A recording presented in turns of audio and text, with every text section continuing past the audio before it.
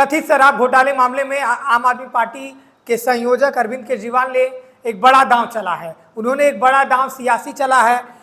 अरविंद केजरीवाल ने महात्मा गांधी के सत्याग्रह का ऐलान करते हुए, आपको बता दें कि जो शराब घोटाला का मामला था उसमें राहुल रेवेन्यू कोर्ट से उन्हें आरोप मुक्त कर दिया गया था, लेकिन जब सीबीआई पहुंची दिल्ली हाईकोर्ट तो दिल्ली हाईकोर्ट में जस्टिस स्वर्ण कांता शर्मा की अदालत ने पुनः सुनवाई कर इस मामले को सुनवाई करने के लिए लिस्टिंग किया, लेकिन अरविंद केजरीवाल ने रिक्यूजल दाखिल कर दिया, यानी जस्टिस शर्मा की अदालत से सुनवाई न करने की अपील की, लेकिन ये अपील भी जस्टिस स्वर्ण कांता शर्मा यानी दिल्ली हाईकोर्ट ने खारिज कर दिया। अब इसी को लेकर के अरविंद केजरीवाल ने जस्टिस स्वर्ण कांता शर्मा को पर्सनल चिट्ठी लिखी और उन्होंने कहा कि आप या तो हमारे मामले की सुनवाई करना बंद कर दीजिए, और नहीं तो अगर आप सुनवाई करेंगी तो मैं या मेरा कोई वकील पैरवी नहीं करेगा, और सत्याग्रह का ऐलान किया। इसी मुद्दे पर बातचीत करने के लिए हमारे साथ हमारे सहयोगी वकील कुमार है। वकील, क्या लग रहा है आपको, आम आदमी पार्टी एक बड़ा सियासी दांव चल रही है और कोर्ट का बहिष्कार अरविंद केजरीवाल कर रहे हैं, जिस तरीके से ये सियासी है, ये सियासत का है या कोर्ट का क्या रुख होगा, क्या लग रहा है आपको? अब तक हमने भारतीय इतिहास का जो अब तक हमने भारतीय न्यायपालिका का जो इतिहास है उसमें ये देखा है कि जब किसी जज पर ऐसे आरोप लगाए जाते हैं जहां पे न्यायिक निष्पक्षता नहीं दिखाई देती है, तो ऐसे केस में न्यायाधीश खुद को उस केस से अलग कर लेते हैं। अरविंद केजरीवाल ने जो आरोप लगाया है उसमें भी सत्यता है, और ये कोर्ट को देखना चाहिए कि जो आरोप लगा रहे हैं उसमें कहाँ तक और कितनी सच्चाई है। बहरहाल इस पे मैं अपनी तरफ से कोई टिप्पणी नहीं करूँगा, लेकिन ऐसे कई केस सामने आए हैं, हमने पूर्ववर्ती देखा है, जिसमें मैं जिक्र करना चाहूँगा जस्टिस यूयू ललित अयोध्या मामला था जी। ये 2019 में हुआ था, जब सुप्रीम कोर्ट ने ऐतिहासिक अयोध्या भूमि विवाद की सुनवाई शुरू हुई थी, तब जस्टिस यूयू ललित की पीठ में शामिल होने पर आपत्ति जताई गई थी, और बस ये उनके संज्ञान में आने के बाद उन्होंने इस केस से खुद को अलग कर लिया था। एक ऐसा ही मामला जस्टिस अरुण मिश्रा का आया था, और उनसे संबंधित कई मामले थे।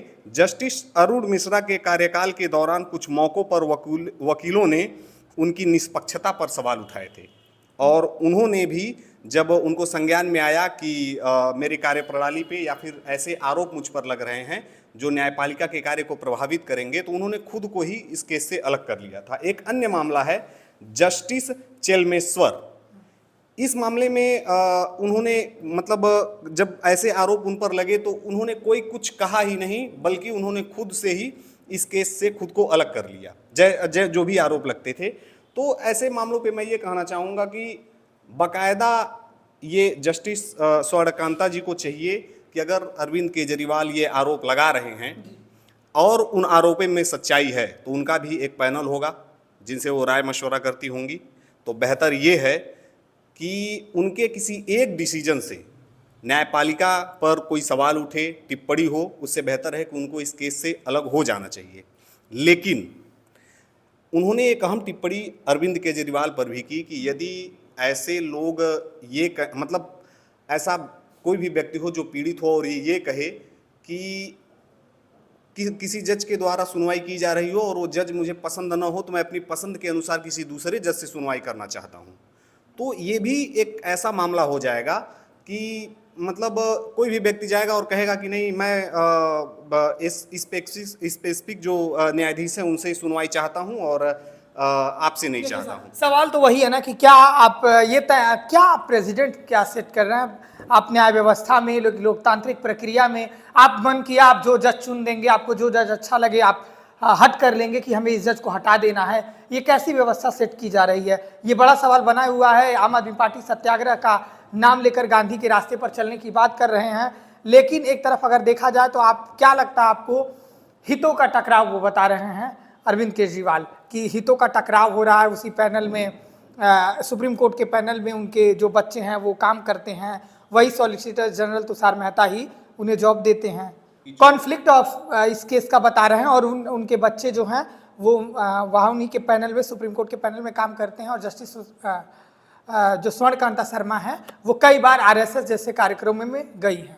ये बिल्कुल सही है, इसमें कोई दो राय नहीं है। मैंने खुद उनका वीडियो देखा था, जो उसमें मतलब उसमें ये सत्यता है कि नहीं इस बारे में जानकारी नहीं है, लेकिन वीडियो मैंने देखा था। उसमें ये वो खुद बोल रही थी कि जब भी मैं ऐसे कार्यक्रमों को अटेंड करती हूँ या ऐसे कार्यक्रमों में जाती हूँ, सम्मिलित होती हूँ, तो ये भगवान की कृपा है या क्या है, मेरा प्रमोशन हो जाता है। ये वीडियो वायरल हुआ है, इसकी सत्यता की मुझे जानकारी नहीं है, लेकिन ये वीडियो मैंने देखा है। एक और पॉइंट आता है कि उनके जो 2 बच्चे हैं, सीबीआई जो पैरवी कर रही है उस पैनल में खुद उनके बच्चे हैं, तो ये तो फिल्मों की तरह बाकायदा सेट लग रहा है। अगर मैं किसी एक पक्ष से बात करूं, अगर अरविंद केजरीवाल के ही पक्ष से बात करूं, तो फिल्मों जैसा काम हो गया कि हम लोग फिल्मों में देखते हैं जो गांव के सरपंच होते हैं उनका सब कुछ सेट रहता है, गवाह उनका सेट रहता है, जो सिपाही होते हैं, जो नौकर चाकर होते हैं, सब उनके सेट होते हैं और पीड़ित को दबाया जाता है। तो सीबीआई के पैनल में उनके दोनों बच्चे शामिल हैं। फिर जस्टिस स्वर्णकांता खुद आरएसएस के कार्यक्रमों में जाती हैं। तो यहाँ तो दिखाई दे रहा है कि केजरीवाल जो आरोप लगा रहे हैं वो बिल्कुल सही है। लेकिन इन सारे जितने भी आरोप थे उसकी सुनवाई हुई, जस्टिस स्वर्णकांता की अदालत बैठी, रिक्यूजल पर सुनवाई हुई, 10 पॉइंट लिख कर दे दिए अरविंद केजरीवाल ने, 1.5 घंटे की बहस हुई। तमाम जद्दोजहद के बाद जस्टिस स्वर्णकांता शर्मा की अदालत ने फैसला दिया कि हम रिक्यूज नहीं करेंगे, यानी हम इस मामले से अलग नहीं होंगे और हम ही सुनवाई करेंगे। और सारे पॉइंट अरविंद केजरीवाल ने रखे। क्यों लग रहा है आपको कि, और ये तर्क भी दिया जस्टिस स्वर्णकांता शर्मा ने कि मेरी अंतरात्मा, जैसे इनकी अंतरात्मा जागी वैसी उनकी भी अंतरात्मा जागी, और उन्होंने ये तर्क दिया कि मैंने सोचा कि क्या कोई राजनेता इस तरीके का कर सकता है न्याय व्यवस्था को सेट करने के लिए, इसीलिए मुझे फैसला लेना पड़ा कि मैं इस मामले की सुनवाई करूंगी। अगर कोई वकील बनता है किसी जज का बेटा, तो जैसे राजनेताओं की आज़ादी है कि वो उनका बेटा राजनीति में जा सकता है, अगर उनके माता पिता राजनीति में हैं, तो वैसे एक जज का बेटा भी वकील बन सकता है। बिल्कुल, इस बात में कोई गड़बड़ी नहीं है, वो सही कह रही हैं, उनका भी अपना तर्क है। लेकिन एक पीड़ित के तौर पर ये मुझे साफ दिखाई दे रहा है कि अगर मुझे किसी विशेष समुदाय या संस्था से समस्या है और जिस व्यक्ति से मैं न्याय मांगने जा रही हूँ वो खुद उससे संबंधित है, या ये कह सकते हैं कि उसका कृपा पात्र है एक तरीके से, तो बिल्कुल उस पीड़ित व्यक्ति को समस्या हो सकती है। जैसा कि अभी मैं कहा हूँ कि एक वीडियो हमने देखा है कि उसमें वो कह रही हैं कि जब भी मैं आरएसएस के कार्यक्रम में जाती हूँ तो मेरा प्रमोशन हो जाता है। ये एक पढ़े लिखे व्यक्ति को और एक न्यायाधीश को तो बिल्कुल बोलना ही नहीं चाहिए। राजनेता कुछ भी बोलते हैं, उनका काम है बोलना, उनको वोट बटोरना है, लेकिन एक न्यायाधीश को इस तरीके की चीज़ें बोलना कि उनकी बिल्कुल ये स्वतंत्रता है कि उनके बच्चे कहीं भी हो सकते हैं, कहीं भी जॉब करें, नौकरी करें, कोई दिक्कत नहीं। लेकिन हमें एक व्यक्ति के तौर पर यहाँ नहीं सोचना है, हमें सोचना है एक संस्था के प्रति कि एक ऐसी संस्था, अगर वो मामले को उन्होंने खारिज कर दिया, उन्होंने रिक्विजल पर सुनवाई तो की लेकिन रिक्विज करने से मना कर दिया। अगर ऐसे में क्या अरविंद केजरीवाल जो रास्ता अख्तियार कर रहे हैं वो एक दूसरा रास्ता भी हो सकता था, वो सुप्रीम कोर्ट जा सकते थे, वो राजनीति कर रहे हैं क्या? नहीं, मुझे ऐसा नहीं लगता है राजनीति कर रहे हैं। उनके पास सुप्रीम कोर्ट जाने का भी रास्ता है, लेकिन वो मुझे लगता है कि वो ये दिखाना चाह रहे हैं कि अब तक जो पूर्व में कई सारी ऐसी केसेस देखने को मिले हैं जिस पे जब पीड़ित ने आरोप लगाया है तो जज जो बैठते हैं वो खुद को अलग कर लेते हैं। इनके पास भी ये ऑप्शन है। इतना बड़ा दिल्ली हाई कोर्ट, इतना बड़ा न्यायाधीशों का एक संगठन है, मतलब इतने न्यायाधीश हैं, वो बहुत सारे हैं। जरूरी थोड़ी है कि अरविंद केजरीवाल जिनसे चाहते हैं उन्हीं से सुनवाई हो, ये तो कोई है नहीं, सेट नहीं किया गया है। सवाल तो यही उठ रहा है ना कि आखिर कोई भी राजनेता आने वाले भविष्य में, आप क्या प्रेसिडेंट सेट कर रहे हैं? आने वाले भविष्य में कोई भी नेता चाहेगा और वो अपने हिसाब से जज को चुनेगा कि वही नहीं। और हट कर लेगा कि मुझे इनसे सुनवाई नहीं करना है। ये भी एक मामला है।